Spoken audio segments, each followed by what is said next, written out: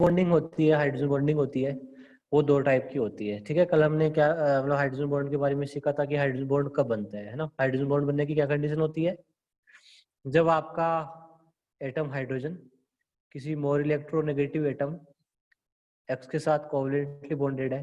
ठीक है, ये मोर इलेक्ट्रोनेगेटिव एटम एक्स क्या क्या हो सकता है, फ्लोरीन हो सकता है, ऑक्सीजन हो सकता है, नाइट्रोजन हो सकता है, और sometime it can be chlorine हो सकता है, कार्बन हो सकता है। ठीक है, तो मोर इलेक्ट्रोनेगेटिव एटम एक्स क्या करेगा, हाइड्रोजन के इलेक्ट्रॉन अपनी तरफ खींचेगा, पार्शियल नेगेटिव चार्ज आ जाएगा, यहाँ पे पार्शियल पॉजिटिव चार्ज आएगा। ठीक है, हाइड्रोजन के पास इलेक्ट्रॉन्स की क्या होने लगेगी, एक तरह से डिफिशियंसी होने लगेगी। ठीक है, तो फिर क्या होगा, आपका हाइड्रोजन किसी दूसरे more electronegative atom Y, जिसके पास कम से कम एक लोन पेयर इलेक्ट्रॉन है। ठीक है, इसके पास कम से कम एक लोन पेयर इलेक्ट्रॉन है, उसके साथ डैश डैश से इस तरह से बॉन्डिंग करेगा। ठीक है, और ये वाई क्या क्या हो सकता है, क्लोरीन, ऑक्सीजन, नाइट्रोजन, और समटाइम क्लोरीन भी हो सकता है। ठीक है, तो इस तरह से एच बॉन्डिंग होती है। एच बॉन्डिंग दो टाइप से होती है। ठीक है, हमने टाइप्स ऑफ हाइड्रोजन बॉन्डिंग भी पढ़ी थी कल। टाइप्स की बात करें हाइड्रोजन बॉन्डिंग की, तो दो टाइप की होती है। एक होती है इंटरमोलिक्यूलर, ठीक है, एक होती है इंट्रामोलिक्यूलर। इंट्रामोलिक्यूलर, ठीक है, दो टाइप की होती है। इंटर का मतलब बिटवीन टू मॉलिक्यूल, चाहे वो एक जैसे हो चाहे डिफरेंट हो, है ना। इंटर का मतलब between two molecule, between two molecule.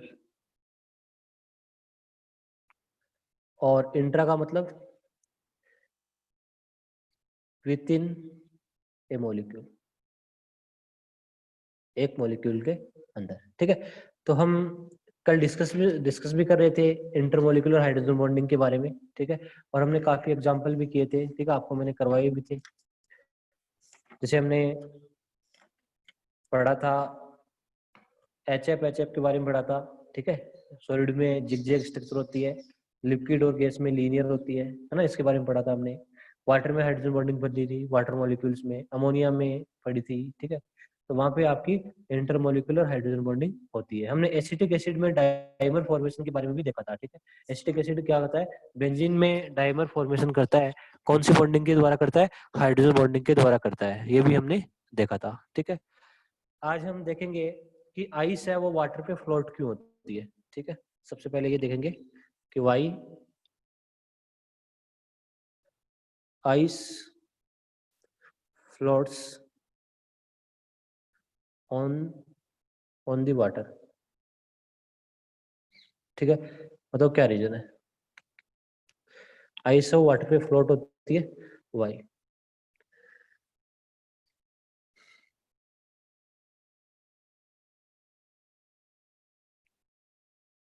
क्या रीजन होता है कि आइस है वो वाटर पे फ्लोट होती है। आइस की डेंसिटी वाटर से कम होती है, ये तो ठीक है, बट आइस की डेंसिटी वाटर से कम क्यों होती है। जिसकी डेंसिटी कम होती है, ठीक है, वो मतलब किसी के ऊपर तैरता है, हाँ, जिसकी डेंसिटी ज्यादा होती है। ठीक है, आइस में वॉल्यूम ज्यादा होता है। आइस में वॉल्यूम ज्यादा क्यों हो जाता है, क्या रीजन होता है। ठीक है, एक मिनट इसको देखते हैं हम। ठीक है, तो देखो ध्यान दो स्टूडेंट्स,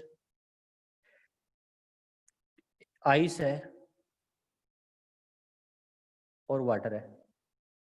ठीक है, दोनों में ही हाइड्रोजन बॉन्डिंग होती है। ठीक है, वाटर में भी हाइड्रोजन बॉन्डिंग होती है, आइस में भी हाइड्रोजन बॉन्डिंग होती है। ठीक है, क्योंकि आइस है क्या, वाटर तो है एक्चुअली में।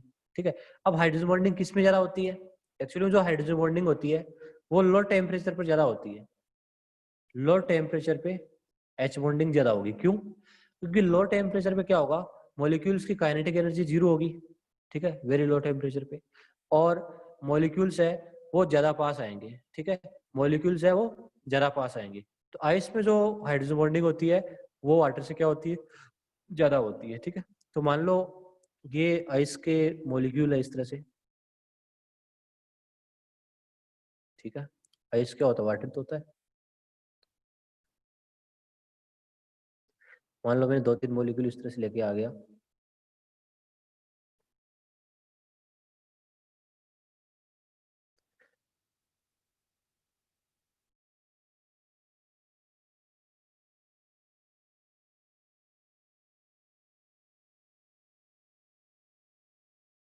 अब देखो ध्यान से, ये हाइड्रोजन है, मोर इलेक्ट्रोनेगेटिव एटम से कनेक्टेड है, तो इस लोन पेयर के साथ H बॉन्डिंग कर सकता है, ठीक है।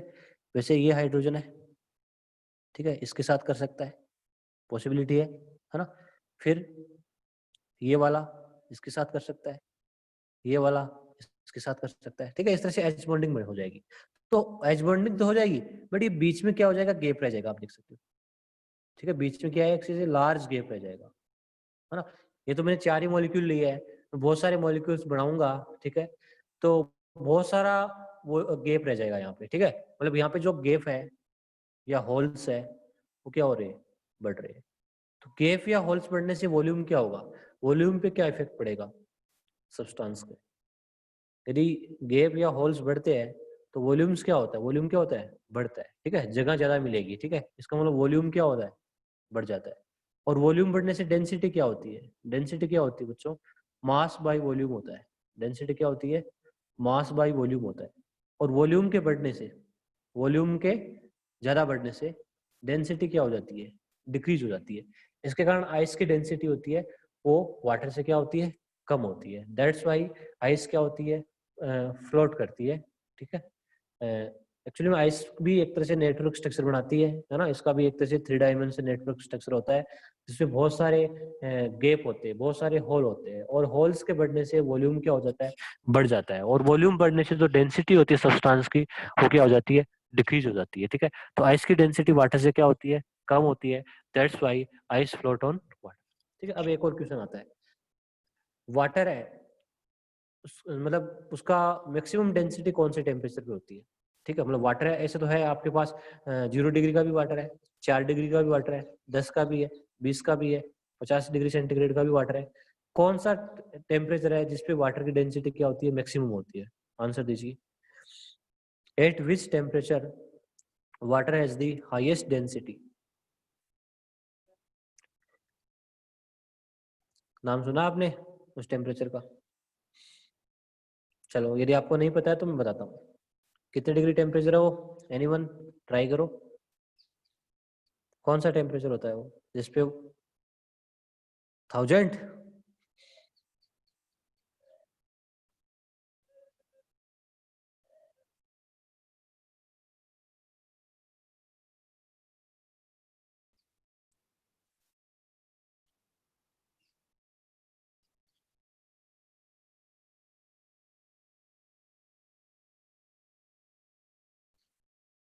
देखो 4 डिग्री सेंटीग्रेड, कौन सा टेम्परेचर है, 4 डिग्री सेंटीग्रेड, ठीक है। ऐसा क्यों, ऐसा क्यों, क्योंकि 4 डिग्री सेंटीग्रेड पे वाटर की डेंसिटी होती है वो मैक्सिमम क्यों होती है, ठीक है। तो ध्यान दो इस पे सारे स्टूडेंट एक बार देखना, ठीक है।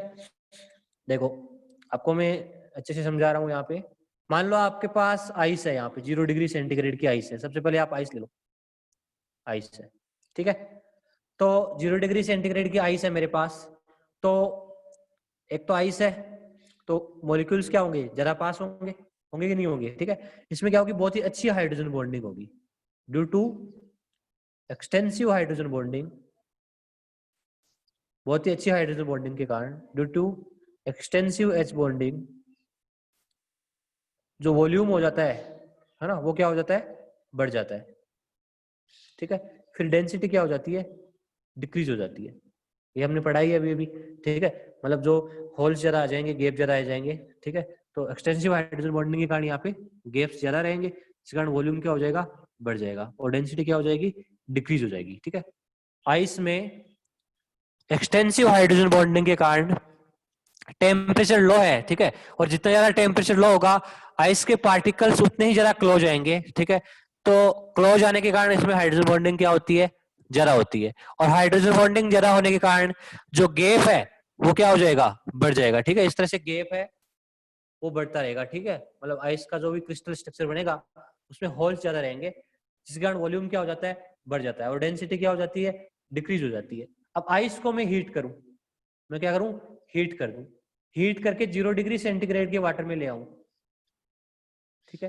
तो क्या फर्क पड़ेगा इसमें, हाइड्रोजन बॉन्ड क्या हो जाएंगे, थोड़े ब्रेक होंगे, क्यों होंगे, जैसे ही आप हीट करोगे, ठीक है, तो हाइड्रोजन बॉन्ड क्या है, वीक बॉन्ड है ना।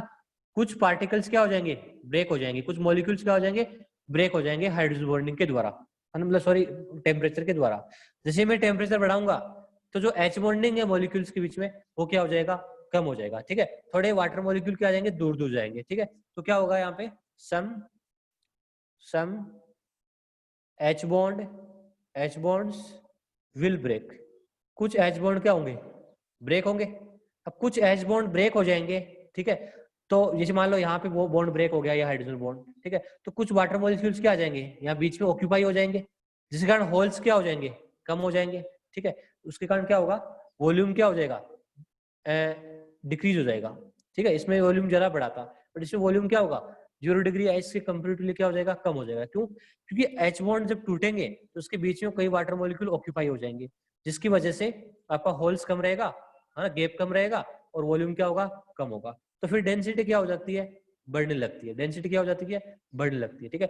जैसे आप 0 डिग्री के आइस से 0 डिग्री वाटर की तरफ जाते हो तो डेंसिटी क्या हो जाती है, बढ़ जाती है। अब आप 0 डिग्री से 4 डिग्री सेंटीग्रेड के वाटर में जाओगे तो यहाँ पे जो हाइड्रोजन बॉन्ड है वो ज्यादा टूटेंगे, है ना, क्योंकि मैं टेम्परेचर बढ़ा रहा हूँ तो हाइड्रोजन बॉन्ड ज्यादा टूट रहे हैं, तो वॉल्यूम क्या होगा, यहाँ पे डिक्रीज होगा। फिर डेंसिटी क्या हो जाएगी, यहाँ पे मैक्सिमम आ जाएगी। डेंसिटी यहाँ पे क्या आएगी, मैक्सिमम आ जाएगी वाटर की, ठीक है।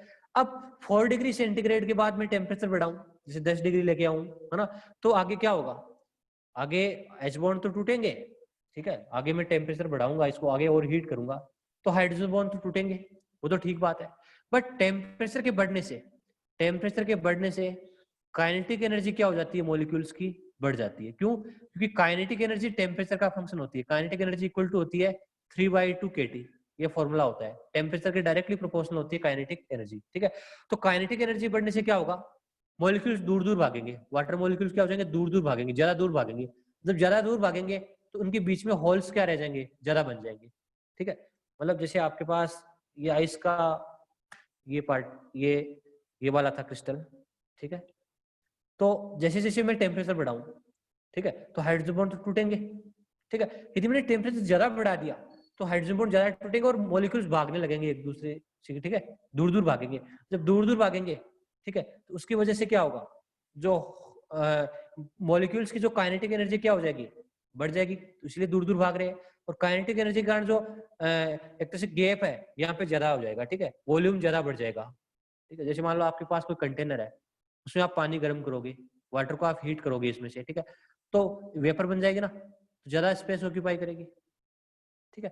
तो फिर वॉल्यूम क्या हो जाएगा, बढ़ने लग जाएगा वापस, और डेंसिटी क्या हो जाएगी, डिक्रीज होने लग जाएगी, ठीक है। तो जो ग्राफ एजे में बनाऊं, ठीक है, आपको ग्राफिकली आपको समझाऊं, जैसे मैंने इधर लिया टेम्परेचर और इधर लिया डेंसिटी, तो ग्राफ कैसा आएगा टेम्परेचर और डेंसिटी के बीच में, ठीक है। यहाँ पे 0 डिग्री सेंटीग्रेड मान लो, ठीक है, यहाँ पे डेंसिटी क्या होगी, कम होगी। मान लो यहाँ पे कहीं भी थोड़ा उल्टा ले लिया ग्राफ, यहाँ पे डेंसिटी ले लो और यहाँ पे टेम्परेचर ले लो, ठीक है। तो ये 0 डिग्री है, तो यहाँ पे डेंसिटी क्या होगी, कुछ होगी, ठीक है। जैसे मान लो ये डेंसिटी है, यहाँ पे धीरे धीरे धीरे मैं टेम्परेचर बढ़ा रहा हूँ, ये मान लो 4 डिग्री सेंटीग्रेड टेम्परेचर है ना, आगे टेम्परेचर बढ़ रहा है, तो यहाँ पे क्या होगी, डेंसिटी मैक्सिमम आएगी, ठीक है, मतलब मैक्सिमम। फिर क्या होगा, धीरे धीरे धीरे धीरे क्या होगा, डेंसिटी क्या हो जाएगी, डिक्रीज होने लग जाएगी, ऐसे नहीं जीरो हो जाएगी, ठीक है, फिर आगे डिक्रीज ही रहेगी, ठीक है, पास सेचुरेशन आ जाएगा, ठीक है। तो ग्राफ इस तरह से है, ग्राफ में मतलब क्या है, 0 डिग्री पे डेंसिटी क्या है, कम है, ठीक है। फिर आप जैसे जैसे टेम्परेचर बढ़ाओगे तो डेंसिटी क्या होगी, बड़ी। 4 डिग्री पे डेंसिटी क्या आई, मैक्सिमम आई, फिर उसके बाद डेंसिटी क्या होगी, डिक्रीज हो जाएगी। ऐसा क्यों, क्योंकि यहाँ पे काइनेटिक एनर्जी वाला डोमिनेंट फैक्टर काम करने लग जाएगा, टेम्परेचर बढ़ रहेगा ज्यादा, ठीक है। तो काइनेटिक एनर्जी यहाँ पे क्या हो जाएगी, बढ़ जाएगी, जिसके कारण वॉल्यूम क्या हो जाएगा, वॉल्यूम क्या हो जाएगा, बढ़ जाएगा, और डेंसिटी क्या हो जाएगी, डिक्रीज हो जाएगी, ठीक है। यहाँ पे कौन सा फैक्टर है, इस साइड में, यहाँ पे एच बॉन्डिंग क्या होगी, ब्रेक होगी, ठीक है, इस रीजियन में। और एच बॉन्डिंग ब्रेक होने से क्या होगा, होल्स कम बनेंगे और डेंसिटी क्या हो जाएगी, बढ़ जाएगी, ठीक है। और 4 डिग्री पे काइनेटिक एनर्जी का कोई इतना इफेक्ट नहीं रहता क्योंकि टेम्परेचर बहुत कम है, ठीक है। इस तरह से हम इसको समझाते हैं, ठीक है।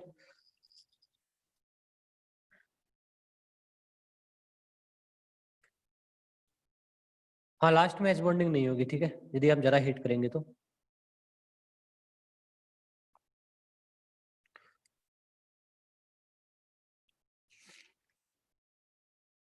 एक और चीज, एक कंसेप्ट और ध्यान रख लो, वो गैस वाटर में ज्यादा सोल्यूबल होती है, ठीक है। दोज गैसेज, ठीक है, जो हाइड्रोजन बॉन्ड बनाती है वाटर के साथ, वो क्या होती है, ज्यादा सोल्यूबल होती है वाटर में। वाटर में कौन सी गैस ज्यादा सोल्यूबल होगी, मोर सोल्यूबल कौन सी होगी, ठीक है, जो गैस वाटर के साथ क्या बनाती हो, एच बॉन्डिंग करती हो। क्या करती हो, एच बॉन्डिंग। जैसे अमोनिया आपके पास, ठीक है, अमोनिया है, तो अमोनिया गैस वाटर के साथ क्या बना सकती है, हाइड्रोजन बॉन्डिंग बना सकती है, बिल्कुल, ठीक है। जैसे वाटर का मॉलिक्यूल है, तो ये आपका हाइड्रोजन दो मोर इलेक्ट्रोनेगेटिव एटम के बीच में आ जाएगा, नाइट्रोजन और ऑक्सीजन के बीच में, तो इधर क्या हो जाएगी, एच बॉन्डिंग हो जाएगी, ठीक है। एच बॉन्डिंग होने से क्या होगा, ये वाटर के साथ ज्यादा इंटरेक्शन करेगी और ज्यादा सोल्यूबल होगी। सोल्यूबल होने का मतलब क्या है, वाटर के साथ ज्यादा घुल मिल रही है, ठीक है। तो वो गैसेज जो वाटर के साथ हाइड्रोजन बॉन्ड बनाती है वो ज्यादा सोल्यूबल होती है, ठीक है, ये हमेशा ध्यान रखना। बाकी की जो पोलर गैसेज है वो तो सोल्यूबल होती है, ठीक है। जैसे आपसे पूछ लूं मैं, एक HCl गैस है और एक अमोनिया गैस है, दोनों में से ज्यादा सोल्यूबल कौन होगी वाटर में, ज्यादा सोल्यूबल कौन होगी, एक ऑक्सीजन है मान लो, ठीक है, सबसे एक नंबर पे ज्यादा सोल्यूबल कौन सी होगी, अमोनिया गैस। क्यों होगी, क्योंकि ये वाटर के साथ एच बॉन्डिंग कर सकती है। उसके बाद HCl और O2 में ज्यादा कौन सी सोल्यूबल होगी, HCl क्या है, पोलर गैस है, HCl क्या है, पोलर है ना, डेल नेगेटिव डेल पॉजिटिव। और वाटर भी क्या होता है, पोलर होता है, आपको पता है ना। तो मैंने पढ़ाया था ना, जो पोलर होता है वो पोलर में ज्यादा सोल्यूबल होता है, और नॉन पोलर होता है वो नॉन पोलर में ज्यादा, ठीक है। ऑक्सीजन गैस क्या होती है, नॉन पोलर होती है, ठीक है, तो ये कम सोल्यूबल होती है, ठीक है। इस तरह से हम देख सकते हैं सोल्यूबिलिटी में क्या कंसेप्ट होता है, ठीक है, गैसेज की सोल्यूबिलिटी में जो गैस वाटर के साथ ज्यादा अच्छे से अट्रैक्शन हो, उसकी तरफ ज्यादा अट्रैक्ट होगी, ठीक है, वो उतनी ज्यादा सोल्यूबल होगी, ठीक है। वाटर क्या है, पोलर है, ठीक है, पोलर गैस है, वो पोलर में ज्यादा सोल्यूबल होती है। बट यदि कोई गैस एच बॉन्डिंग करे, ठीक है, वो और ज्यादा सोल्यूबल होगी। ऐसा क्यों, क्योंकि पोलर पोलर के बीच में कौन सा फोर्स लगेगा, डाइपोल डाइपोल, मतलब वांडरवाल फोर्स है। और यहाँ पे क्या होगा, NH3 और वाटर में क्या होगा, हाइड्रोजन बॉन्ड है। तो आपको पता है हाइड्रोजन बॉन्ड है वो मोर स्ट्रॉन्ग है देन वांडरवाल फोर्सेस, ठीक है। इसलिए जो हाइड्रोजन बॉन्ड बनाती है गैसेज वाटर के साथ, वो वाटर में ज्यादा सोल्यूबल होती है। और जो डाइपोल डाइपोल इंटरेक्शन करती है वो एच बॉन्डिंग से लेस सोल्यूबल होती है। और जो नॉन पोलर गैसेज है वो सबसे कम सोल्यूबल होती है, ठीक है। इस तरह से हम इस चीज को देखते हैं।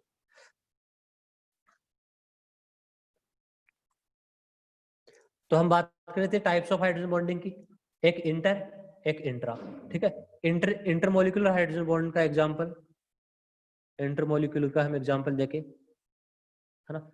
जैसे मैंने HF बताया था कल, HF, ठीक है।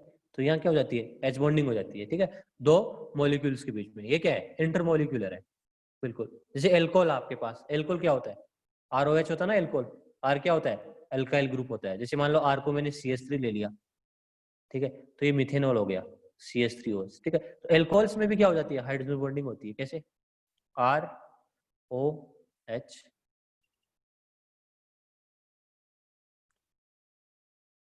जैसे मान लो दो एल्कोहल मॉलिक्यूल है, तो ये ऑक्सीजन इसके इलेक्ट्रॉन खींचेगा, जैसे पार्शियल डेल्टा पॉजिटिव चार्ज आ जाएगा, तो उसके लोन पेयर से क्या बनेगा, हाइड्रोजन बॉन्डिंग कर लेगा। तो ये क्या है, इंटरमोलिकुलर हाइड्रोजन बॉन्डिंग है, दो मॉलिक्यूल्स के बीच में है ना। एक होती है intramolecular, intra molecular, with in A molecule, एक ही मॉलिक्यूल के अंदर। कैसे, एक एग्जांपल है इसका, ortho nitrophenol, ortho nitrophenol, phenol है, ठीक है, ORTHONITROPHENOL, फिनॉल, ऑर्थो नाइट्रोफिनॉल, ठीक है। तो ऑर्थो नाइट्रोफिनॉल बनाएंगे कैसे, ठीक है, इसको हम कैसे लिखेंगे, देखो फिनॉल ये होता है, फिनॉल क्या होता है, ये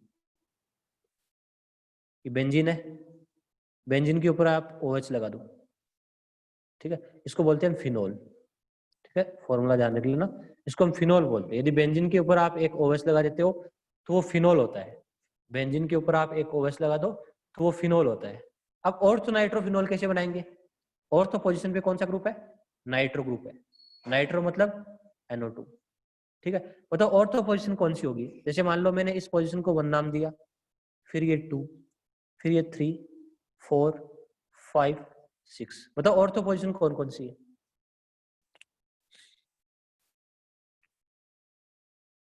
ऑर्थो पोजीशन कौन कौन सी है, बिल्कुल देखो, ध्यान दो, यदि ये पोजीशन देख लो, ठीक है, ये पोजीशन देख लो, है ना, मतलब 1 2 देख लो या 1 6 देख लो, बात तो एक ही है ना। आप यहाँ पे NO2 लगाओ, यहाँ पे NO2 लगाओ, तो ये ऑर्थो होती है। आप 2 पे लगाओ या 6 पे लगाओ, बात एक ही है, ठीक है। जब आप 2 पे लगाओगे तो मैं नेमिंग इधर से स्टार्ट कर दूंगा, इधर से लगाओगे तो इधर से स्टार्ट करूंगा नंबरिंग, ठीक है। तो ये ऑर्थो पोजीशन है, ठीक है। मतलब यदि आप 1 2 पोजीशन की बात करो या 1 6 की बात करो, ये क्या होती है, ऑर्थो होती है, ठीक है। अब आपसे पूछे मेटा कौन सी होती है, मेटा पोजीशन, एक मेटा भी तो होती है ना, मेटा, मेटा कौन सी होती है, 1 3। आप 1 को देखो या 3 को देखो, या 1 को देखो या 5 को देखो, एक ही बात है। तो 1 3 क्या होती है, 1 3 या 1 5 क्या होती है, मेटा। और पैरा कौन सी होती है, यदि 4 पे कोई ग्रुप आ जाए तो पैरा होती है, 1 4 पैरा होती है, ठीक है। तो बस ये थोड़ा इन्फॉर्मेशन के लिए था। ऑर्थो नाइट्रोफिनोल का क्या फॉर्मूला होगा बच्चों, इस तरह से बनेगा, बेंजीन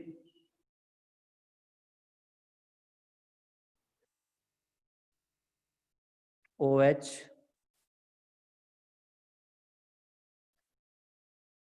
ठीक है, और यहाँ पे मैंने NO2 लगा दिया,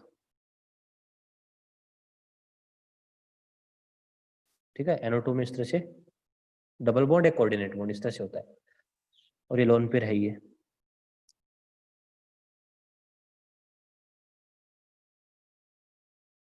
होगा ऑर्थोनाइट्रोफिनोल, है ना।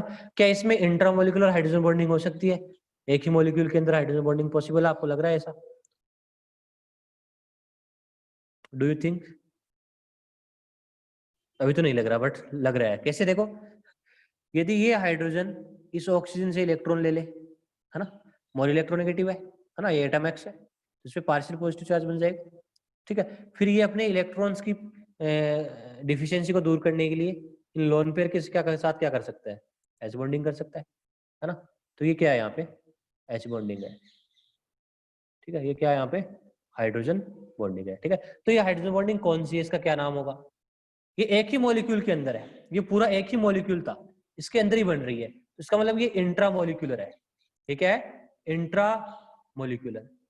देखो मैं 2 मॉलिक्यूल लेता, यदि मैं ऑर्थोनाइट्रोफिनोल के 2 मॉलिक्यूल लेता तब तो क्या होती, इंटर होती, बट एक ही मॉलिक्यूल के अंदर है तो ये होती है इंट्रा मॉलिक्यूलर, इसका नाम क्या होगा, इंट्रा मॉलिक्यूलर एच बॉन्डिंग। क्या होता है, इंट्रा मॉलिक्यूलर एच बॉन्डिंग, ठीक है, इंट्रा होगा नॉट इंटर।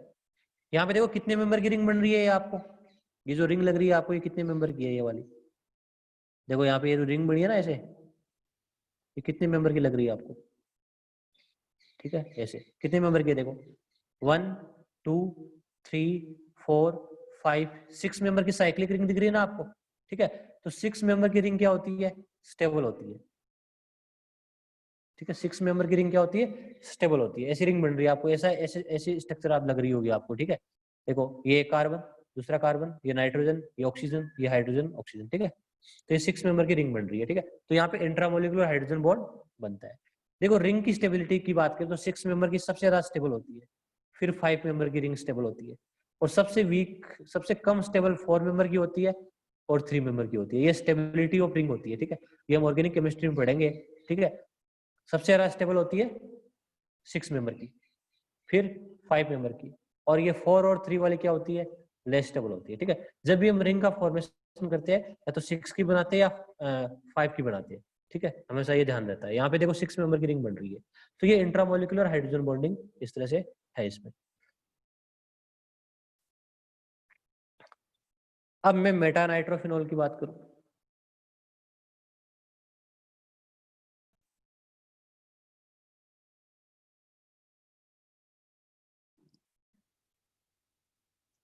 मेटा मतलब यहाँ पे लगा दूं। अब बताओ क्या एच बॉन्डिंग हो सकती है यहाँ पे, इंट्रामोलिकुलर, मैं इंट्रामोलिकुलर की बात कर रहा हूँ, क्या पॉसिबल है यहाँ पे?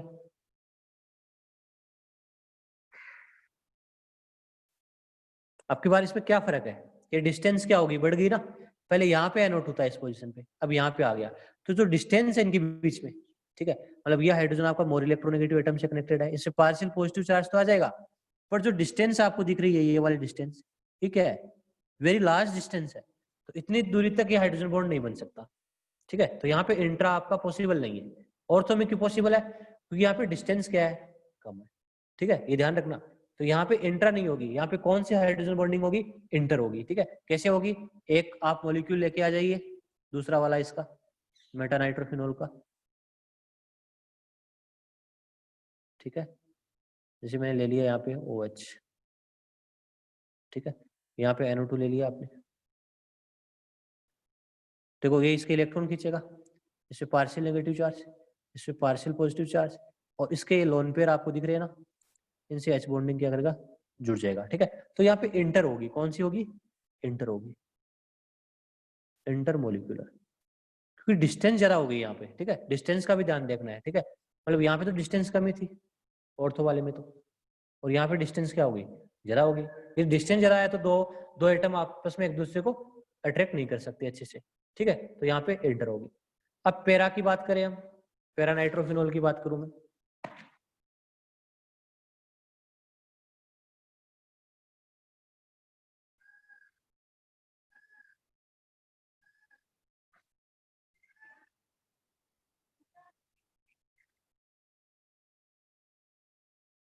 क्या बताओ यहाँ पे इंट्रामोलिकुलर पॉसिबल है इस एग्जांपल में? इंट्रामोलिकुलर मेटा नाइट्रोफिनोल में पॉसिबल नहीं थी, यहाँ पे भी पॉसिबल नहीं है, क्योंकि देखो डिस्टेंस बहुत ज्यादा है, यहाँ से आगे ऐसे H बॉन्डिंग कैसे हो सकती है, पॉसिबल नहीं है। तो फिर यहाँ पे कौन सी होगी, यहाँ पे भी इंटरमोलिकुलर हाइड्रोजन बॉन्डिंग भी होती है, ठीक है, इस तरह से OH NO2, ठीक है। ये हाइड्रोजन है, इसके इलेक्ट्रॉन खींचेगा और डैश डैश से इस तरह से बॉन्डिंग कर लेगा, ठीक है। अब आपने ऑर्थो, आपने मेटा और पैरा में कुछ फर्क देखा होगा। पैरा में क्या आता है, ये सारे एक ही लाइन में आ रहे हैं, देखो बिल्कुल, है ना, कोई एटम ऐसे बाहर नहीं निकल रहा, ठीक है। इसमें क्या हो रहा है, इसमें ये इधर है, ये इधर है, तो यहाँ एरिया ज्यादा कवर कर रहा है ना, बीच में जगह बहुत है, यहाँ पे देखो गैप बहुत ज्यादा जगह है, जगह रहेगी। यहाँ पे ऐसी कोई जगह बहुत कम बचेगी यहाँ पे, ठीक है, क्योंकि एक ही लाइन में आ रहे हैं। तो अच्छी पैकिंग कहाँ पे होगी बताओ, पैरा पे है या ऑर्थो में? अच्छी पैकिंग किसमें लग रही है आपको, जरा सिमेट्रिकल कौन सा लग रहा है, अच्छी पैकिंग किसमें होगी, पैरा वाले में, ठीक है। यदि पैरा वाले मॉलिक्यूल्स आपस में जुड़ेंगे तो बिल्कुल लाइन से जुड़ेंगे, ठीक है, इस तरह से पूरी अच्छी से पैकिंग होगी, क्योंकि ऑर्थो वाले में ऐसी नहीं होती है, ठीक है। तो पैरा में क्या होता है, बॉइलिंग पॉइंट होता है, वो पैरा का क्या होता है, मेटा से क्या होता है, ज्यादा होता है, ठीक है, क्योंकि उसमें पैकिंग क्या होती है, अच्छी होती है। तो ऐसे ही एक क्वेश्चन था, ठीक है, बड़ा इंपॉर्टेंट क्वेश्चन है, देखो ये कराता हूं मैं आपको। The order of melting point and boiling point of the ortho para Meta nitrophenol, ठीक है। आपको ऑर्थो का, मेटा का, पैरा का, ठीक है, इनका बॉइलिंग पॉइंट का ऑर्डर बताना है, ठीक है। ऑप्शन इस तरह से है, ए ऑप्शन ऑर्थो का ज्यादा है, फिर मेटा, फिर para, B option para, meta, ortho, ठीक है। इसके बारे में आपको इस तरह से क्वेश्चन है, ठीक है। अब इस क्वेश्चन को करना कैसे, देखो सबसे पहले हम क्या करते हैं, देखो मेटा और पैरा में कैसे पता करेंगे, मेटा में भी तो हाइड्रोजन बॉन्डिंग है, इंटरमोलिकुलर है, इस तरह से देख सकते हो आप, ठीक है। पैरा में भी क्या है, इंटरमोलिकुलर है, बट सबसे अच्छी पैकिंग कहाँ पे आएगी, पैरा में आएगी, ठीक है। मॉलिक्यूल्स है वो, है ना, बिल्कुल सही से अच्छे से पैक होंगे, सिमेट्रिकल होगा, ठीक है, बिल्कुल। तो बॉइलिंग पॉइंट है वो पैरा का मेटा से ज्यादा होगा, बट ऑर्थो से कैसे कंपैरिजन करें, अब देखो ऑर्थो से कैसे कंपैरिजन करें, देखो ऑर्थो नाइट्रोफिनोल में आप ध्यान से देखो, एक ही मॉलिक्यूल के अंदर हाइड्रोजन बॉन्डिंग हो रही है, एक ही मॉलिक्यूल के अंदर हो रही है, जबकि मेटा और पैरा में दो मॉलिक्यूल के बीच में हाइड्रोजन बॉन्डिंग हो रही है। बताओ इंटरमोलिकुलर फोर्स आपको कहाँ ज्यादा लग रहा है, मतलब इसमें एक ही मॉलिक्यूल के अंदर हो रही है, इसमें दो मॉलिक्यूल के बीच में हो रही है, इसका मतलब नंबर ऑफ मॉलिक्यूल्स किस में ज्यादा बढ़ेंगे, नंबर ऑफ मॉलिक्यूल्स है वो किस में ज्यादा बढ़ेंगे, है ना, ज्यादा मॉलिक्यूल्स की नंबर है वो किस में ज्यादा होगी, आप बताओ मोलर मास कहाँ पे ज्यादा हो जाएगा, पैरा और मेटा में हो जाएगा, सीधी सीधी बात है। इसमें एक ही मॉलिक्यूल है, इसमें मोर देन वन मॉलिक्यूल है, ठीक है, तो यहाँ पे मोलर मास क्या हो जाएगा, बढ़ जाएगा, मेटा और पैरा में मोलर मास क्या हो जाएगा, बढ़ जाएगा। दैट्स वाई ऑर्थो नाइट्रोफिनोल होता है, उसका जो बॉइलिंग पॉइंट और जो मेल्टिंग पॉइंट होता है वो पैरा और मेटा से क्या होता है, कम होता है। ऐसा क्यों, बिकॉज ऑर्थो नाइट्रोफिनोल में मोलर मास क्या होता है, कम होता है, ठीक है, एक ही मॉलिक्यूल के अंदर हो रही है, जबकि मेटा और पैरा में मोर देन वन में हो रही है, ठीक है, तो इससे इंटरमोलिकुलर फोर्स है वो ज्यादा बढ़ जाता है।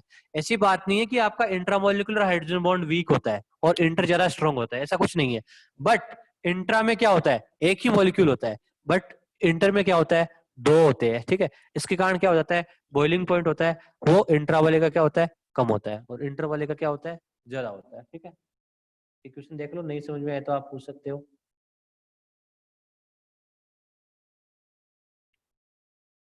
जब मोलर मास बढ़ता है, नंबर ऑफ पार्टिकल्स बढ़ते हैं, तो बॉइलिंग पॉइंट बढ़ने लगता है, ठीक है। मेटा और पैरा में नंबर ऑफ पार्टिकल्स बढ़ेंगे बिकॉज इंटरमोलिकुलर है, और ऑर्थो में क्या होगा, इंट्रा होगा, ठीक है, तो पार्टिकल्स कम रहेंगे, ठीक है। मेटा और पैरा में कैसे देखोगे, पैकिंग के हिसाब से देख लो, ठीक है। पैरा आपका सिमेट्रिकल अरेंजमेंट होगा, ठीक है, जबकि मेटा में आपका इस तरह से अनसिमेट्रिकल सा रहेगा, ठीक है, बिल्कुल ये अच्छे से पैक होगा, बिल्कुल लीनियरली। तो इस तरह से आंसर आपका बी आ जाएगा इसमें।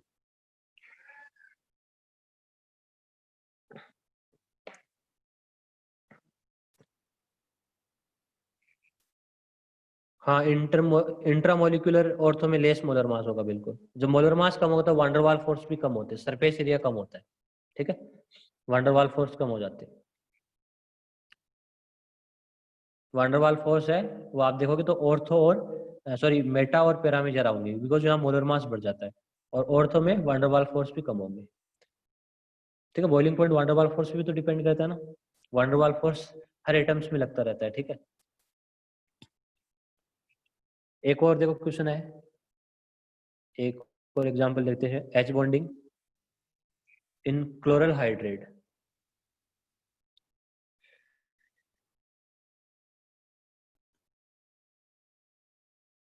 सरफेस एरिया तो बच्चे देखे ना, तो ज्यादा सरफेस तो पैरा का ही होगा ना, क्योंकि ये बिल्कुल लीनियर आ रहा है, ठीक है, ये बिल्कुल इस तरह से आ रहा है, जिग जैग मिनर में होगा, ठीक है। सरफेस एरिया यहाँ पे एज ज्यादा होगा, ठीक है, पार्टिकल्स यहाँ पे अच्छे से जुड़ेंगे। जैसे मान लो मैं क्लास में 20 स्टूडेंट को मेरे को बिठाना है, मैं लाइन से बिठाऊंगा तो बिल्कुल ज्यादा स्टूडेंट उसमें आएंगे एक क्लास में, और मैं ऐसे इधर उधर बिठाऊंगा, ठीक है, बीच में एक आ गया एक नहीं आया, ठीक है, सही से नहीं बिठाऊंगा तो फिर जरा पार्टिकल नहीं आ पाएंगे, ठीक है, जरा स्टूडेंट उस क्लास में नहीं पाएंगे, ठीक है। तो मेटा में क्या होता है, नंबर ऑफ जो पार्टिकल्स होते हैं पैकिंग में कम आते हैं और पैरा में ज्यादा आते हैं, ठीक है, उसके कारण उसका बॉइलिंग पॉइंट क्या हो जाता है, कम हो जाता है मेटा का। H bonding in chloral hydrate, chloral hydrate, तो क्लोरीन के कारण भी कई बार एच बॉन्डिंग होती है, उसका एग्जांपल ये देख लो आप।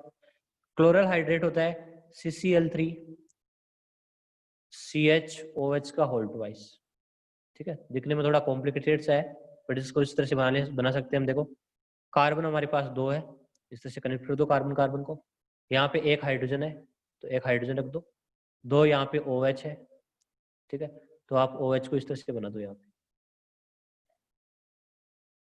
इधर भी दो OH बना दो इसे, ठीक है। इधर क्या है, तीन क्लोरीन है तो एक को ऐसे बना दो, बाकी को ऐसे बना दो। तो यहाँ पे देखो ये ऑक्सीजन इसके इलेक्ट्रॉन खींचेगा, तो ये क्लोरीन के पास क्या है, लोन पेयर है, तो यहाँ इस तरह से H बॉन्डिंग हो जाएगी, ठीक है। सेम टू सेम इधर भी ऐसा ही होगा, ऑक्सीजन खींचेगा तो यहाँ क्लोरीन के साथ एच बॉन्डिंग कर लेगा, ठीक है। तो कितने मेंबर की रिंग बन रही है, 1 2 3 4 5, 5 मेंबर की ऊपर बन रही है और 5 मेंबर की नीचे बन रही है, ठीक है। तो स्टेबल रिंग भी बन रही है, तो यहाँ पे क्लोरीन में भी हाइड्रोजन बॉन्डिंग पॉसिबल हो पाती है, ठीक है। इसको क्लोरल हाइड्रेट बोलते हैं, ठीक है, इस मॉलिक्यूल को। तो क्लोरल हाइड्रेट होता है वो हाइड्रोजन बॉन्डिंग के कारण क्या होता है, स्टेबल होता है, ठीक है, आप देख सकते हो। मतलब हाइड्रोजन बॉन्डिंग में आपको सीधा सीधा कंसेप्ट ध्यान रख लो, ठीक है। मतलब पता कैसे चलेगा हाइड्रोजन बॉन्डिंग हो सकती है, यदि आपका हाइड्रोजन किसी दो मोर इलेक्ट्रोनेगेटिव एटम के बीच में आ जाए, जैसे ये ऑक्सीजन हो गया, और क्लोरीन भी कई बार हम लेते हैं मोर इलेक्ट्रोनेगेटिव, ठीक है, तो आपका एच बॉन्डिंग हो जाती है, ठीक है। यहाँ पे भी ऐसा हो गया, ठीक है, डायरेक्ट हम हाइड्रोजन बॉन्डिंग को देख सकते हैं। एक और चीज जो हम लास्ट हम देखते हैं यहाँ पे, एक होती है एक्सटेंट ऑफ हाइड्रोजन बॉन्डिंग, ठीक है, एक्सटेंट ऑफ एच बॉन्डिंग, कई बार इस पे क्वेश्चन आते हैं। एक होती है स्ट्रेंथ, एक होती है एक्सटेंट, दोनों में फर्क है। स्ट्रेंथ अलग है, स्ट्रेंथ मतलब स्ट्रॉन्ग, और एक्सटेंट का मतलब, एक क्वेश्चन और कर रहा हूँ Cl वाला, ठीक है, ये भी करवा देता हूँ। देखो जब क्लोरीन के कारण इसमें भी हाइड्रोजन बॉन्डिंग होती है,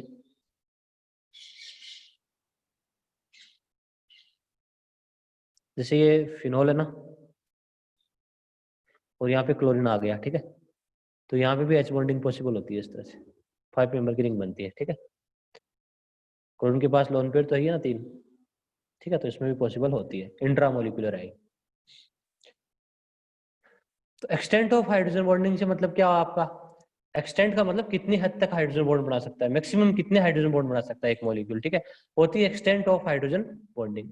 जेईई मेंस में क्वेश्चन आया हुआ है इसका, एक एक्सटेंट ऑफ हाइड्रोजन बॉन्डिंग पे ऐसा क्वेश्चन था, one water molecule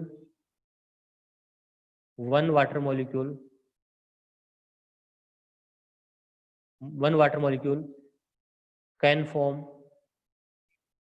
maximum hydrogen bond, कितने मैक्सिमम हाइड्रोजन बॉन्ड बना सकता है एक वाटर मॉलिक्यूल, ठीक है, ऐसे क्वेश्चन था। एक ऑप्शन था 2, बी ऑप्शन था 3, सी ऑप्शन था 4, डी ऑप्शन था इनफिनाइट। एक वाटर मॉलिक्यूल मैक्सिमम कितने हाइड्रोजन बॉन्ड बना सकता है, ठीक है, और वाटर की स्ट्रक्चर ऐसी होती है, आप सोच समझ के आंसर देना। वाटर की स्ट्रक्चर ऐसी होती है, 2 हाइड्रोजन होते हैं, 2 लोन पेयर होते हैं। अब बताओ एक वाटर मॉलिक्यूल मैक्सिमम कितने हाइड्रोजन बॉन्ड बना सकता है, यदि इसके पास और वाटर मॉलिक्यूल आए, ध्यान रहे ऐसे नहीं है एक वाटर मॉलिक्यूल के अंदर ही हो जाएगी हाइड्रोजन बॉन्डिंग, नहीं, इंट्रा नहीं होती है, इंटर होती है, ठीक है। यदि मैं बहुत सारे वाटर मॉलिक्यूल इसके पास लाऊं तो एक कितने बना सकता है, एक कितने तरीके से जुड़ सकता है, ठीक है, देखते कौन कौन आंसर सही देता है। मेरे हिसाब से एक भी स्टूडेंट आंसर सही दे दे तो मान जाएंगे। यस वैशाली गोयल, शाबाश। मनजोत कौर, वेरी गुड, 2 बच्चों ने सही दिया आंसर। हाँ वैशाली कैसे आया,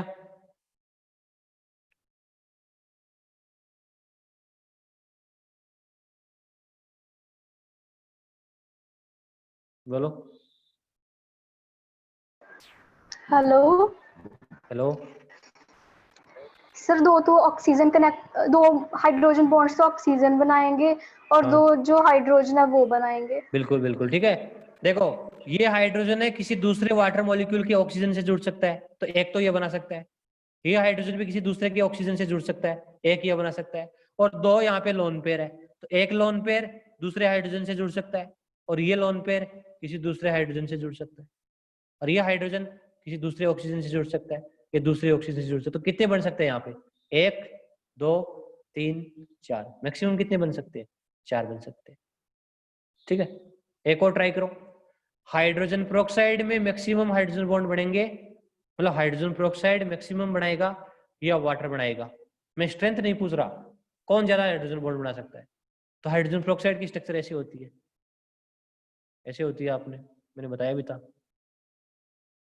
2 लोन पेयर है ऑक्सीजन पे, तो कौन बनाएगा मैक्सिमम, वाटर तो 4 बना सकता है, हाइड्रोजन पेरोक्साइड कितने बना सकता है, ज्यादा बना सकता है ना, ये हाइड्रोजन बना सकता है, ये हाइड्रोजन भी बना सकता है, 2 हो गए, फिर ये भी बना सकता है 3, फिर ये भी हो गए 4, फिर ये हो गया 5, फिर ये हो गया 6, मतलब जो भी लोन पेयर आते हैं मोर इलेक्ट्रोनेगेटिव एटम पे वो सारे एच बॉन्डिंग बना सकते हैं, ठीक है। तो H2O2 कितने बना सकता है, 1 2 3 4 5 6। तो एक्सटेंट ऑफ हाइड्रोजन बॉन्डिंग किसमें है, H2O2 में क्या है, ज्यादा है, ठीक है, क्योंकि स्ट्रेंथ वाटर वाले की ज्यादा है, ठीक है, जो हमने कल कराया था क्वेश्चन। एक होता है इथाइलिन ग्लाइकोल, इथाइलिन ग्लाइकोल, इसका फॉर्मूला ये होता है CH2OH, CH2OH, 2 कार्बन है 2 OH है, ये लोन पेयर है। एक होता है ग्लिसरॉल, एक होता है ग्लिसरॉल, ठीक है, इसका फॉर्मूला ये होता है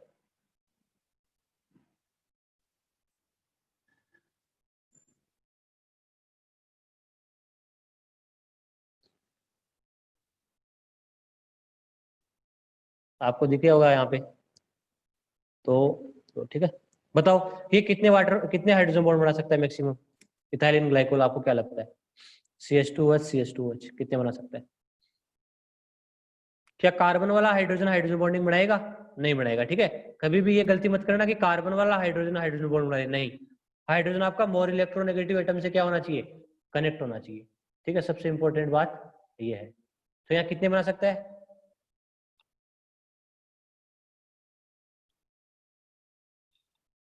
एक ही हाइड्रोजन बॉन्ड बना सकता है, एक ये हाइड्रोजन 2, एक ये लोन पेयर 3, एक ये 4, एक ये 5, एक ये 6 बन सकता है, ठीक है। इसमें कितने बन सकते हैं?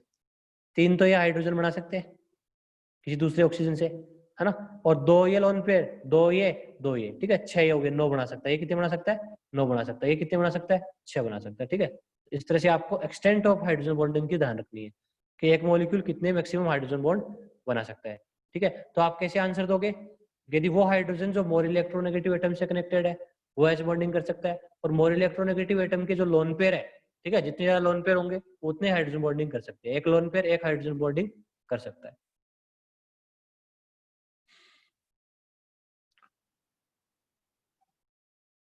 कार्बन मोर इलेक्ट्रोनेगेटिव नहीं होता ना, कार्बन मैंने बताया था ना, हाइड्रो कौन कौन से केसेज होना चाहिए हाइड्रोजन बॉन्डिंग के लिए, ठीक है, जो मैंने शुरू में पढ़ाया था।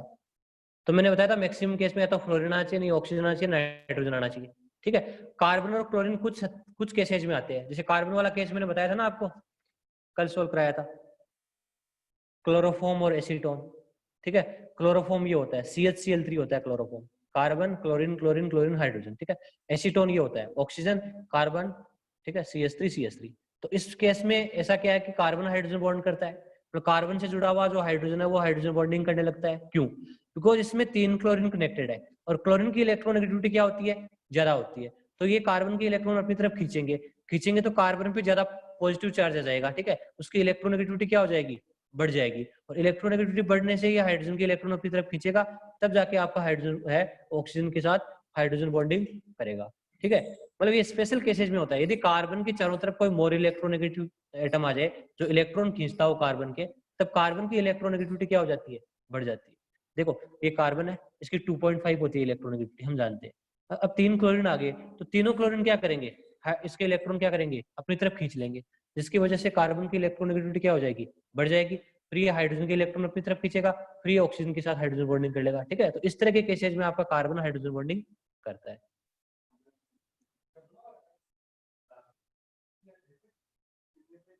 बताया ना कार्बन कहाँ बॉन्डिंग करता है। ऐसे केस में यदि कार्बन के चारों तरफ 3 मोर इलेक्ट्रोनेगेटिव एटम आ जाए, जैसे क्लोरीन क्लोरीन आ जाए या फ्लोरीन फ्लोरीन आ जाए, ठीक है, तब क्या होगा? कार्बन की इलेक्ट्रॉन वो मोर इलेक्ट्रोनेगेटिव एटम क्या करेंगे? ज्यादा खींच लेंगे, जिसकी वजह से कार्बन की इलेक्ट्रोनेगेटिविटी क्या हो जाएगी? बढ़ जाएगी, ठीक है। मतलब कार्बन के चारों तरफ 3 मोर इलेक्ट्रोनेगेटिव एटम या तो फ्लोरीन या क्लोरीन आए, ठीक है, तब पॉसिबल होता है, ठीक है। ये आपके +2 में है ऐसा एग्जांपल सॉल्यूशन चैप्टर में, ठीक है। आगे हम +2 में भी ये देखेंगे, ठीक है। यहाँ मैंने करा दिया इसको क्योंकि इसमें H बॉन्डिंग कार्बन के कारण होती है, ठीक है। कार्बन से कब होगी? जब कार्बन के चारों तरफ मोर इलेक्ट्रोनेगेटिव एटम आ जाए, ठीक है, 3, या तो फ्लोरीन आ जाए या क्लोरीन आ जाए। तो ये था आपका H बॉन्डिंग, ठीक है। तो H बॉन्डिंग हमने पूरा कंप्लीट कर लिया है ना। तो मैंने नोट्स इसके भेज दिए। एक्सटेंट ऑफ हाइड्रोजन बॉन्डिंग वाला आपका ध्यान रखना, ठीक है, इस तरह से करने क्वेश्चन। और जो टेस्ट है उसकी आप तैयारी कीजिए, ज्यादा क्वेश्चन H बॉन्डिंग से MOT से आएंगे, है ना, जो लास्ट वाले टॉपिक है इनसे। और आप पूरा केमिकल बॉन्डिंग अच्छे से एक बार रिवाइज कीजिए। कोई डाउट हो तो आप टेलीग्राम पे सेंड कर सकते हो, ठीक है। जो स्टूडेंट पूछते हैं उनके मैं मैसेज भेजता हूँ, ठीक है। और कोई और प्रॉब्लम हो तो आप पूछ लेना, ठीक है। ये हमारा चैप्टर फिनिश हो गया है, ठीक है। कुछ स्टूडेंट ने लेट ज्वाइन किया था, ठीक है, तो उनको थोड़ी प्रॉब्लम है, तो आपको जब दोबारा ऑफलाइन में हम पढ़ाएंगे तब आप दोबारा इसको एक बार देख लेना। अब आप नोट्स इसके एक बार रेडी कर लो बना के, ठीक है। और